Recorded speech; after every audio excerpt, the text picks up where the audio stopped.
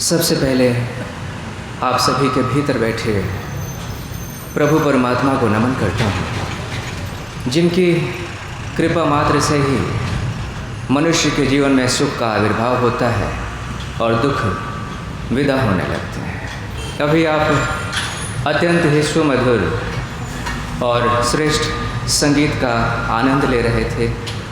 आज के प्रवचन की श्रृंखला में श्रीमद् भगवद गीता के कुछ श्लोकों के ऊपर मैं चर्चा करूंगा, जिनके गहन गूढ़ अर्थ शायद आपको कहीं सुनने को नहीं मिलते।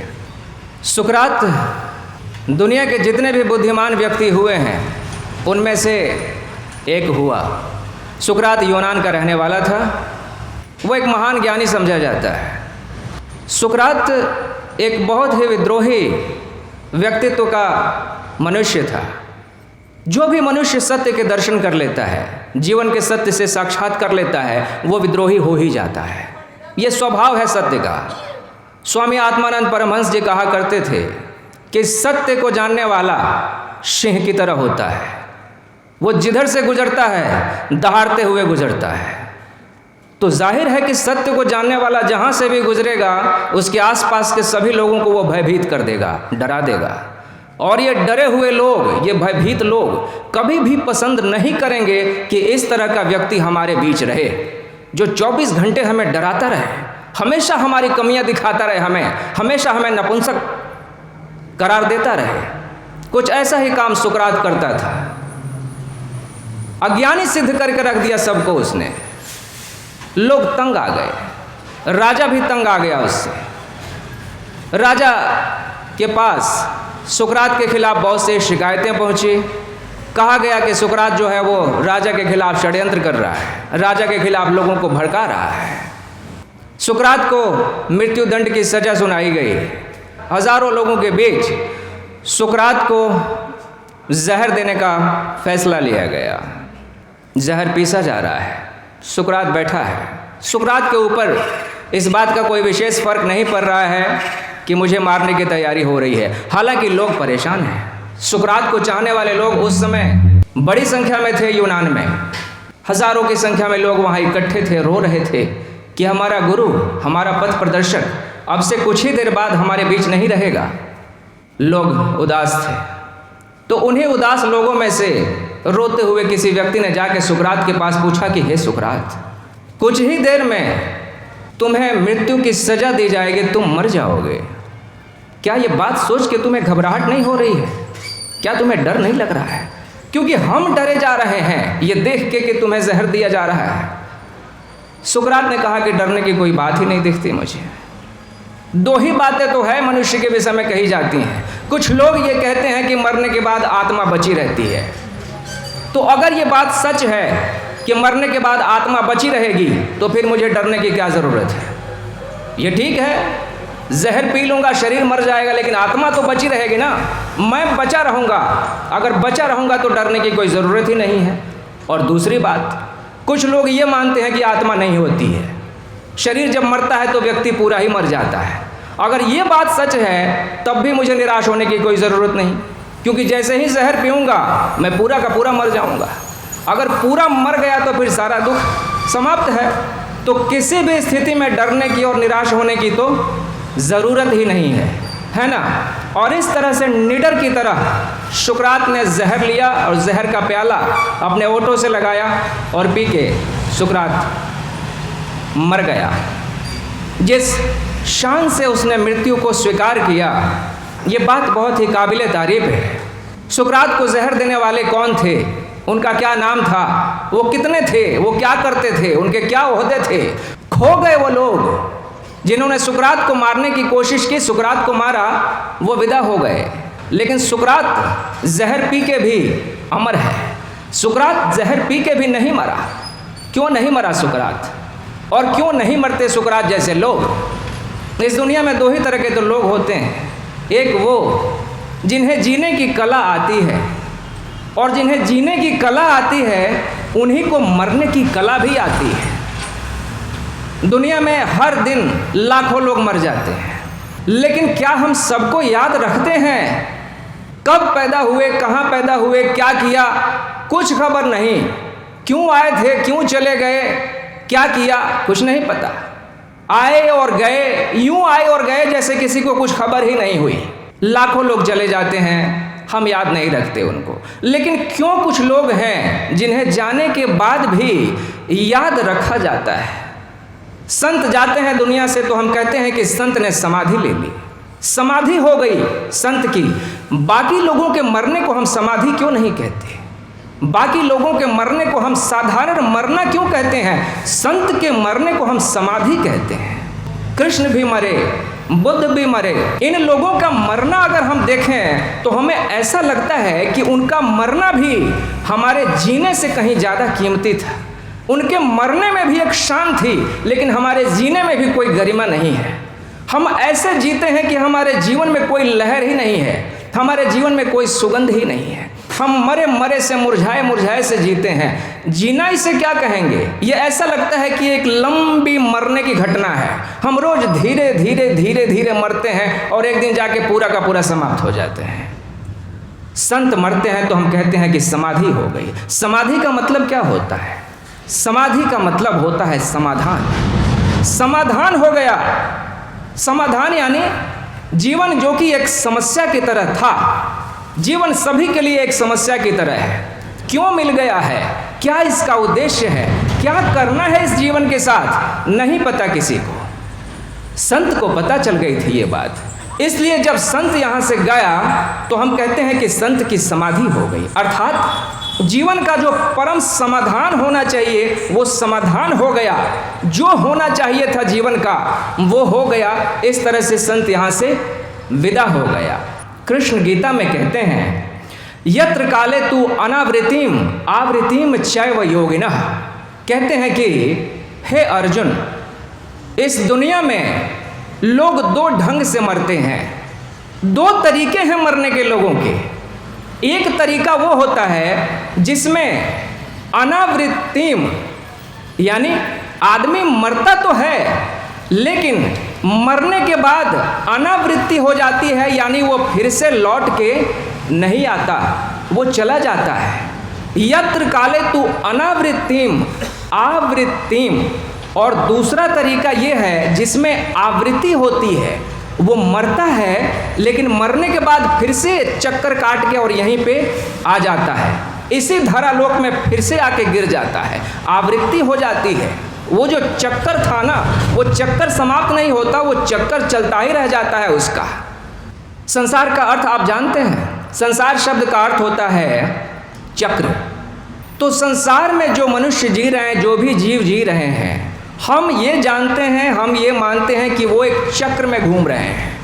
काल का चक्र है जिसमें वो घूम रहे हैं। तो कृष्ण कहते हैं कि दो तरीके हैं, दो मार्ग हैं जिनसे कोई व्यक्ति मर सकता है, दो ढंग है मरने के। यत्र काले तु अनावृतिम आवृतिम चैव योगिनः प्रयाता यान्ति तम कालम वक्ष्यामि भरत ऋषभ।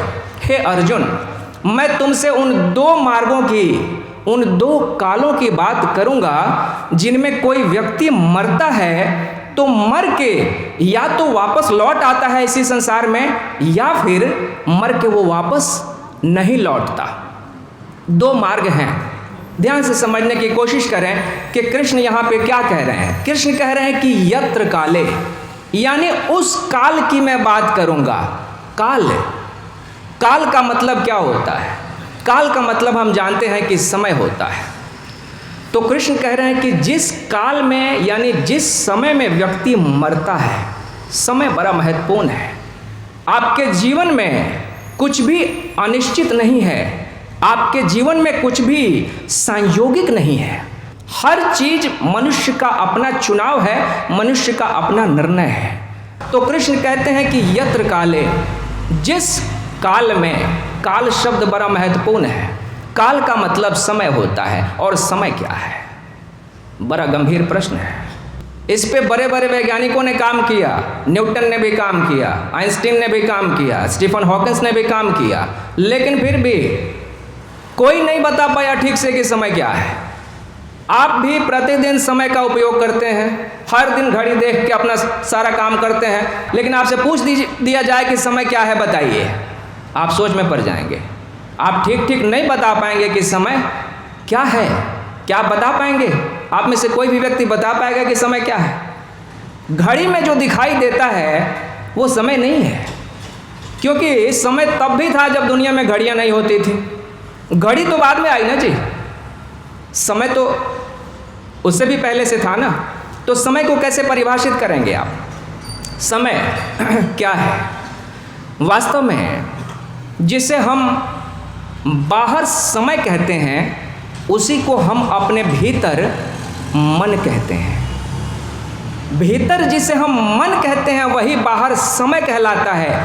मन ही समय है।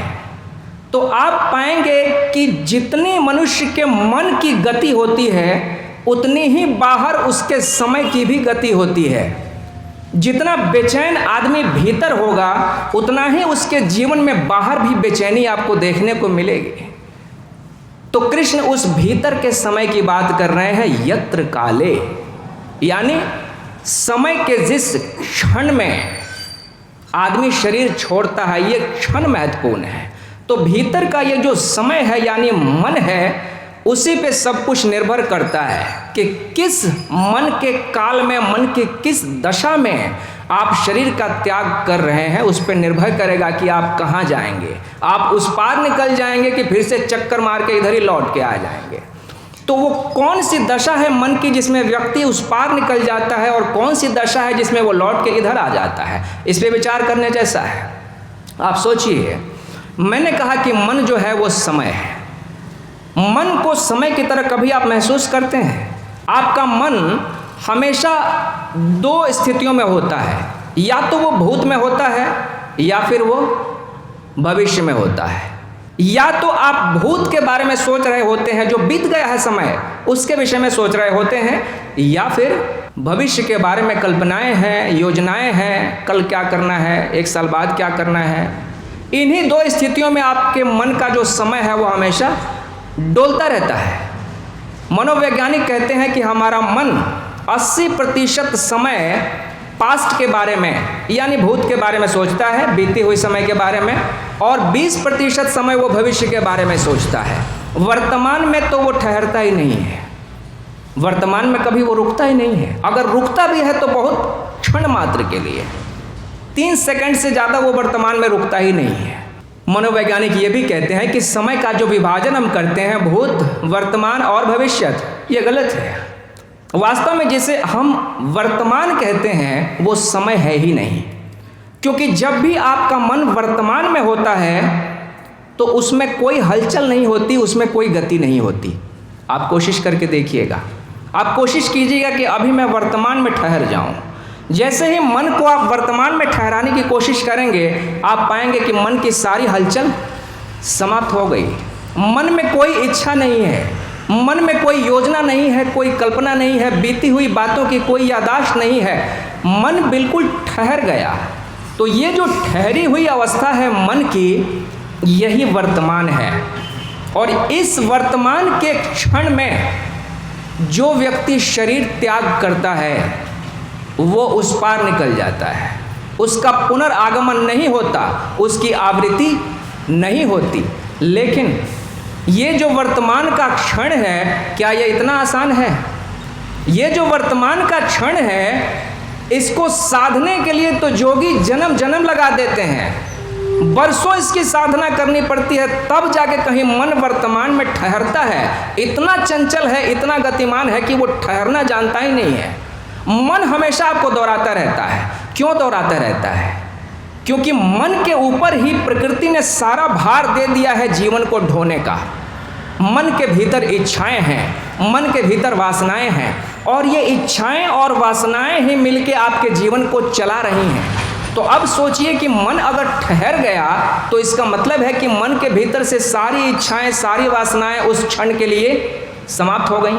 अगर 1 मिनट के लिए मन आपका रुक गया, ठहर गया, इसका मतलब है कि 1 मिनट के लिए आपके मन में कोई इच्छा नहीं है, कोई वासना नहीं है भविष्य की। अगर 1 घंटे के लिए आपका मन ठहर गया तो 1 घंटे के लिए आपके मन में कोई इच्छा नहीं, कोई वासना नहीं। और अगर 1 साल के लिए ठहर गया तो 1 साल के लिए कोई इच्छा नहीं, कोई वासना नहीं। और अगर आगे जितना भविष्य पड़ा है पूरे समय के लिए मन को आपने ठहरा दिया। इसका मतलब हुआ कि अब आपके भीतर आगे के लिए कोई इच्छा, कोई वासना शेष नहीं बची है। तो जब कोई इच्छा और कोई वासना शेष बची ही नहीं है, तो अब ये जो जीव है भीतर बैठा हुआ, वो अगला जन्म कैसे लेगा, कैसे जाएगा अगले जन्म में? संभावना नहीं है कोई जाने की। मनुष्य जब मरता है, मरने के क्षण में आदमी के जीवन के सारे जो कर्म हैं वो उसके चित्त पे आग के नाचने लग जाते हैं। जैसे बहुत सारे लोग हैं, उनको पानी में डूबने का अनुभव है, पानी में डूबते डूबते बचे हैं वो, या किसी दुर्घटना में वो मरते मरते बचे हैं। तो उन सबका ये अनुभव होता है कि पानी में डूबने के समय आदमी के मन में जीवन की सारी घटनाएं बिल्कुल फिल्म की तरह चलने लगती हैं। एक क्षण के लिए, दो क्षण के लिए लगता है जैसे सारी घटनाएं एकदम तरोताजा हो आई, सब कुछ ताजा हो जाता है। तो मरते क्षण में भी यही होता है। मरते क्षण में होता यह है कि मनुष्य ने जीवन भर जितने कर्म किए हैं, जितनी इच्छाएं, जितनी वासनाएं मन में पाली है उसने, वो सारी इच्छाएं मजबूत होके और आके चित्त पे बैठ जाती हैं, नाचने लग जाती हैं। मन इतना विचारों से भर जाता है कि उस भरे हुए मन के साथ जब व्यक्ति शरीर छोड़ेगा तो शरीर मरेगा। ये जो मन है जिसमें विचारों का प्रवाह चल रहा था, वासनाएं इकट्ठी हो गई थी, ये मन नहीं मरेगा। चिता पे कभी आपने मन को जलते हुए देखा है?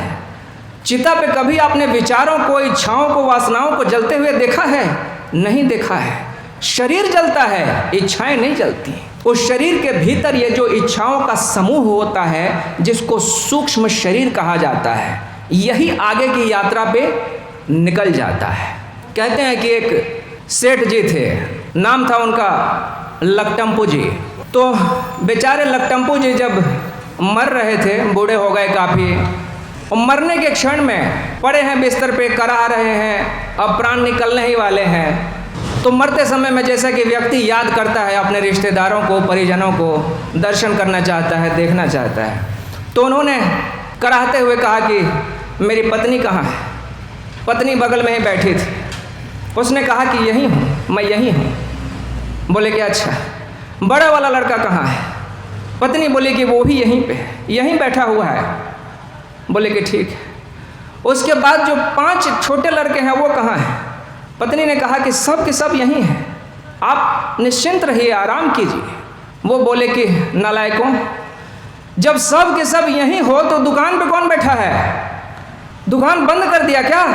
पागलों, जीवन भर मन में दुकान घूमा है तो मरते समय भी मन में दुकान ही घूमेगा ना। जीवन भर जो आदमी के चित्त पे घूमा है, मरते समय वही चित्त पे छाया रहेगा। दुकान से ऊपर भी कोई बात होती है, ये बात वो कभी जान ही नहीं पाए तो उससे आगे की बात कभी मन में आएगी ही नहीं। इसलिए कृष्ण कहते हैं कि यत्र काले, जिस काल में, मन के जिस दशा में व्यक्ति शरीर त्यागता है, उसी दशा से ये निर्धारित होता है कि ये लौट के आएगा या फिर लौट के नहीं आएगा। तो मन की वो दशा जिसमें विचार भरे हैं, विचारों का बहुत प्रवाह है, बहुत सारी इच्छाएं हैं, वासनाएं हैं, ऐसी दशा में जब कोई व्यक्ति शरीर का त्याग करता है तो वो लौट के आएगा। ये इच्छाएं, ये वासनाएं हैं, उसको घसीट के लाएंगे फिर दूसरे जन्म में। जब भी कोई व्यक्ति शरीर त्याग करता है तो हिंदू धर्म में आप देखते हैं कि मृतक के साथ किस तरह का बर्ताव किया जाता है। जैसे ही कोई व्यक्ति मरा, हम तुरंत उसके शरीर के सारे छिद्रों को बंद कर देते हैं, उसके पैरों को सटा के बांध देते हैं, नाक बंद कर देते हैं, मुंह बंद कर देते हैं, आँख, नाक, कान जो भी है, जो भी छिद्र हैं, 10 दरवाजे शरीर के बंद कर देते हैं। कारण यह है कि शरीर से जो जीवात्मा निकली है, शरीर से जो सूक्ष्म शरीर अभी अभी निकला है, उसके अंदर बहुत सारी इच्छाएं भरी है, बहुत सारी वासनाएं भरी है। वो कोशिश करेगा कि वापस शरीर में किसी तरह से प्रवेश कर जाए। कोई शरीर उसको चाहिए अपनी इच्छाओं को नए सिरे से पूरा कर लेने के लिए, वो इतनी जल्दी शरीर छोड़ के जाना नहीं चाहता है। इसलिए हम कहते हैं कि मृतक जो कि मर गया है, जल्दी से जल्दी इसको जला दो, जल्दी से जल्दी इसका अंतिम संस्कार कर दो, इसको विदा कर दो, ताकि वो जो सूक्ष्म जीवात्मा निकली है, सूक्ष्म शरीर निकला है इसके शरीर में से, उसका मोह समाप्त हो जाए, वो यहाँ से विदा हो जाए, कहीं और जाए जहाँ जाना हो, लेकिन वापस इस शरीर में उसको आने हम नहीं देंगे। उसके बाद जब वो सूक्ष्म शरीर यहाँ से विदा होता है तो अपने लिए फिर नए गर्भ तलाश करेगा, क्योंकि उसके भीतर इच्छाएं शेष हैं, वासनाएं शेष हैं। नया गर्भ तलाश करेगा, फिर से नए गर्भ में जाएगा, फिर से जन्म लेगा, फिर से दुख भोगेगा और फिर से मरेगा। पुनरपि जन्मम पुनरपि मरणम पुनरपि जननी जठरे शयनम। फिर से आदमी जन्म लेगा, फिर से मरेगा, फिर से बार बार माँ के गर्भ में पड़ेगा। कहते थे गोरखनाथ कि मरो हे जोगी मरो, मरो मरण है मीठा। कहते थे कि मरो, मरो हे जोगी मरो, मरो मरण है मीठा, तिस मरनी मरो जिस मरनी मरे गोरख दीठा। मरो, मरण बड़ा मीठा है, मृत्यु इतनी बुरी चीज़ नहीं है। मृत्यु को हम दुश्मन की तरह देखते हैं, दुश्मन की तरह इसीलिए देखते हैं क्योंकि मृत्यु को हम जानते ही नहीं हैं। मृत्यु क्या है? मृत्यु एक परम विश्राम की अवस्था है, जैसे नींद। नींद कोई बुरी चीज़ है या अच्छी चीज़ है? आप बताइए। अच्छी चीज़ है। 18 घंटे आप जीते हैं तो 6-7 घंटों के लिए आपको मर जाना पड़ता है। नींद का मतलब कि आप मर गए, करीब करीब मर ही गए हैं आप। जब नींद से बाहर आते हैं तब आपको पता चलता है कि अच्छा अभी जिंदा हूँ, लेकिन जितनी देर नींद में होते हैं उतनी देर तो पता भी नहीं चलता कि जिंदा हूँ कि मर गया हूँ। वापस आने के बाद ही पता चलता है। तो जैसे नींद छोटी मृत्यु है, वैसे ही मृत्यु एक बहुत लंबी निद्रा है। मृत्यु निद्रा की तरह है। इसलिए जोगी गोरखनाथ कहते हैं कि मरो, मरण है मीठा, तिस मरनी मरो जिस मरनी मरे गोरख दीठा। उस तरह मत मरो जिस तरह दुनिया के लाखों करोड़ों लोग हर दिन मरते रहते हैं, कीड़े मकोड़ों की तरह मर जाते हैं और फिर आ जाते हैं, माँ के गर्भ में फिर से पड़ जाते हैं। वैसे मत मरो, ऐसे नहीं मरना है।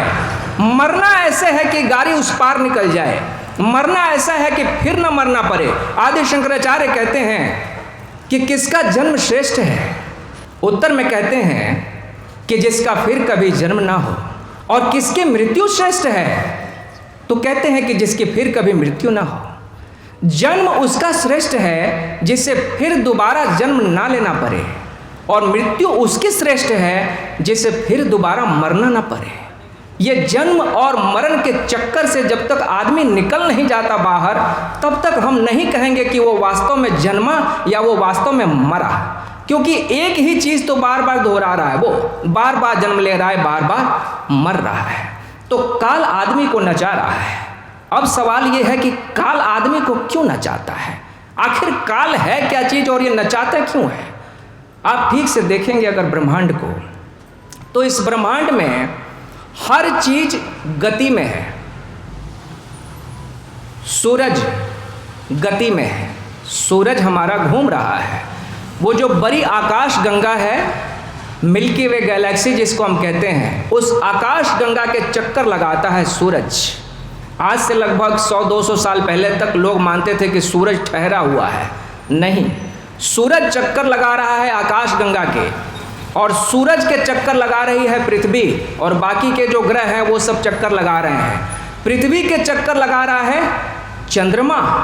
तो हर चीज आप देखेंगे ब्रह्मांड में तो वो एक चक्कर में है, एक गोल गति में, चक्रीय गति में हर चीज यहाँ पे घूम रही है। ठीक इसी तरह से हमारे भीतर भी कुछ चीज है जो कि एक चक्रीय गति में लगातार घूमती रहती है। उस चीज का नाम है मन। जैसे सूरज घूम रहा है चक्कर में, जैसे पृथ्वी घूम रही है चक्कर में, जैसे चांद घूम रहा है चक्कर में, वैसे ही हमारा मन भी निरंतर चक्कर काट रहा है भीतर। मन को अगर आप ठीक से निरीक्षण करेंगे तो एक 20 साल के आदमी के भीतर जो मन है और एक 70 साल के आदमी के भीतर जो मन है, दोनों में कोई फर्क नहीं होता। आदमी पूरे जीवन अगर आप देखेंगे तो कुछ मोटी मोटी मिला जुला के 8-10 चीज़ें हैं जिनको पूरे जीवन दोहराता रहता है। क्रोध दोहराता है पूरे जीवन, वो बार बार क्रोध करता है। लोभ को भी बार बार दोहराता है वो। काम वासना को भी बार बार दोहराता है। एक ही चीज, दो ही चीज को आदमी पूरे जीवन दोहराता चला जाता है। चक्कर में घूम रहा है मन कोई नई चीज नहीं करता, बार बार एक ही दो चीजों को हमेशा करता है। आप निरीक्षण कीजिएगा, मैं लोगों के जीवन को देखता हूँ। मैं देखता हूँ कि एक आदमी है, वो झगड़ता है एक व्यक्ति से, झगड़ के दुख पाता है, फिर देखेंगे 10 दिन बाद फिर उसी व्यक्ति से झगड़ता है और फिर दुख पाता है। बार बार एक ही आदमी से झगड़ के दुख पाता है और फिर से झगड़ता है। अब ये क्या बात हुई? जब एक बार ये बात दिख गई कि झगड़ लेने से दुख मिल जाता है, तो फिर हम क्यों झगड़ रहे हैं? इसका मतलब कि बात हमको दिखाई नहीं दे रही है कि मन आपको एक चक्कर में घुमा रहा है, मन आपको नचा रहा है। आपको ये भ्रम हो जाता है कि आप झगड़ रहे हैं। ना जी ना, मन आपको लड़वा रहा है। मन चाहता है कि आप उसके गुलाम बन जाएं। तो मन की ये जो गोल दशा है, ग्रहीय दशा है, चक्कर काटने वाली दशा है, उसी को काल का चक्र कहा जाता है। और इस चक्र से बाहर निकल जाने को ही हम मुक्ति कहते हैं। एक बार जब मन की इस चक्रीय दशा को, इस काल चक्र को आपने समझ लिया, तब आप इसके प्रति सतर्क हो जाएंगे। जब आप ये देखेंगे कि बार बार क्रोध आता है और क्रोध मुझे एक चक्र में घुमा रहा है, तब आप क्रोध के प्रति सजग हो जाएंगे। फिर अगली बार जब क्रोध आएगा तो आप कहेंगे कि ठीक है, तू आया है ठीक है, लेकिन मैं तेरे साथ चक्कर काटने वाला नहीं हूँ। इस बार मैं सिर्फ देखूंगा। उस बार आप पाएंगे कि क्रोध थोड़ा कमज़ोर हो गया। उसके बाद जब वो आएगा तो आप थोड़े और सजग होंगे और सतर्क होंगे, तो पाएंगे कि उस समय क्रोध और कमज़ोर पड़ जाएगा। इसी तरह से मन की जितनी वृत्तियां हैं, जितनी वासनाएं हैं, जैसे लोभ है, काम वासना है, जब वो उठें आपके भीतर, तब अगर आप सजग होकर उनका निरीक्षण करें, तो वो जो काल चक्र है उनका, वो काल चक्र कमज़ोर पड़ता जाएगा। इसी को तो साधना कहा जाता है।